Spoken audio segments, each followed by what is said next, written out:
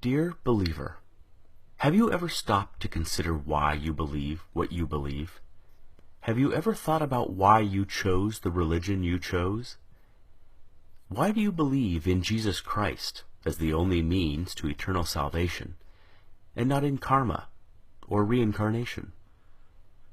Why do you believe that Allah is the one true God and Muhammad is his prophet, and not in the Four Noble Truths of the Buddha? Why do you hold to the Torah as the only revealed word of God, and not the Bhagavad Gita? Dear believer, do you ever wonder why your heaven resembles a utopian earth, and is composed of the same base elements found right here on this planet?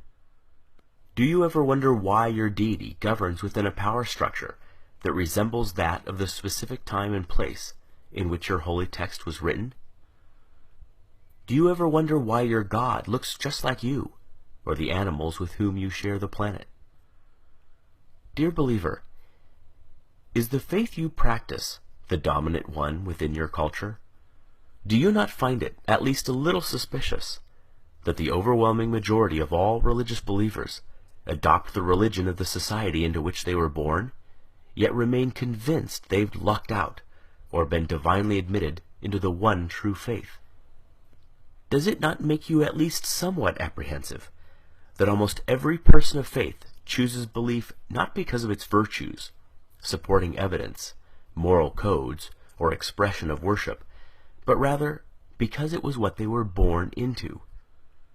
Why, out of the abundance of faith choices available, does almost every believer on the planet choose the faith that's within arm's reach? Are you a Christian because you were born in America or Europe? A Muslim because you were born in Saudi Arabia or Indonesia? A Buddhist because you were born in Japan or China? A Hindu because you were born in India? Can it be that faith is, in almost every case, just an accident of geography? Do you sincerely believe that had you been born in another country, you'd undoubtedly still be practicing the same faith you now embrace? Dear believer, is the faith you practice that of your parents and their parents before them? Is it the first to which you were exposed? Did you know that nearly all religious devotees end up believing what they were taught to believe by their parents? Why is it that we scoff at the idea of labeling a young person a Republican child, or a Marxist child, or a Keynesian child, understanding he or she lacks the intellectual discrimination, life experience, and wisdom to make such a complicated and nuanced decision, but we do not raise so much as an eyebrow when a youngster is referred to as a Christian child, surely a choice no less complex? Could it be that there's no such thing as a Muslim child, just a child of Muslim parents? Dear believer, you are supremely confident in your faith. You know it is the right one, and all others are wrong. You are literally willing to bet your eternal soul on that very fact. And yet, have you ever stopped to consider that there are 24 major religions and literally thousands of different faiths practiced on this planet? Did you know that within Christianity alone, there are more than 45,000 different denominations, each claiming to understand ultimate truth better than all the others? Do you realize that each member of every faith practiced is just as devout, just as sincere, and their conviction every bit as sure as yours?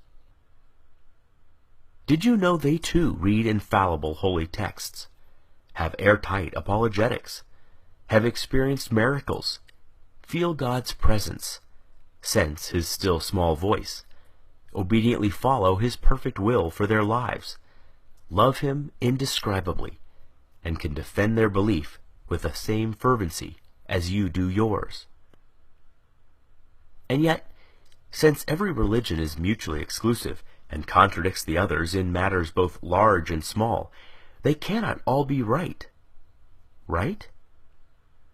You know, you just know, your faith is the exception. And yet, if every member of every faith feels just as you do, what are the odds you're right? Dear believer, I've often been told that my unbelief is a guarantee of missing out on heaven and ending up in hell. But whose heaven?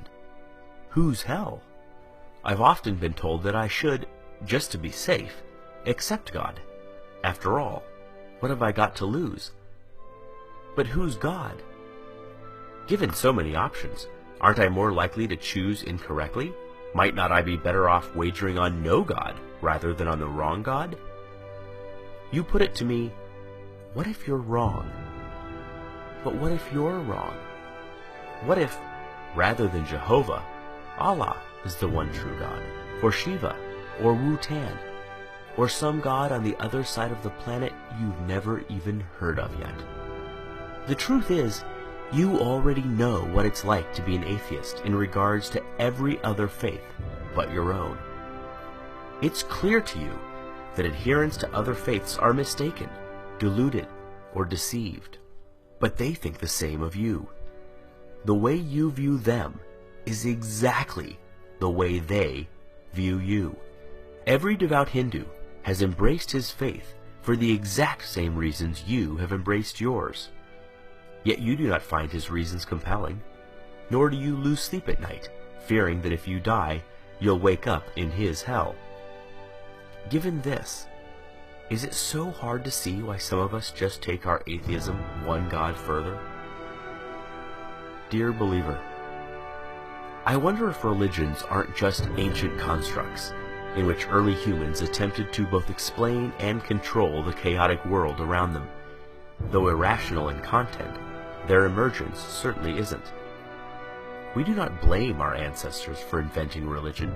There is no shame whatsoever in stumbling when you are blind, or failing to properly construct a puzzle in the dark. But we no longer live in the dark.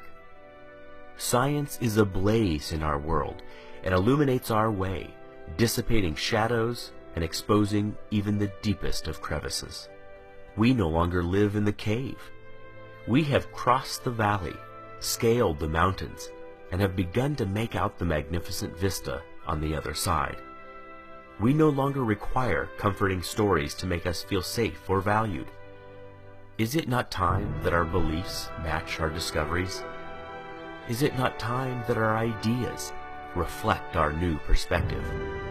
There is equal, if not greater awe in reality than there is in fantasy. Perhaps it is time to stop telling ourselves that we are the reason the universe was made, that our culture is somehow better than other cultures, that our tribe was chosen over all other tribes. It is time to learn how the universe really is, even if that deflates our conceits, wounds our pride, humbles our point of view, and forces us to admit that we do not have all the answers. Believer, if you honestly value the truth above all things as you claim, as I truly know you do, you must confront these fundamental questions. Far better, Carl Sagan said, to embrace a hard truth than a reassuring fable.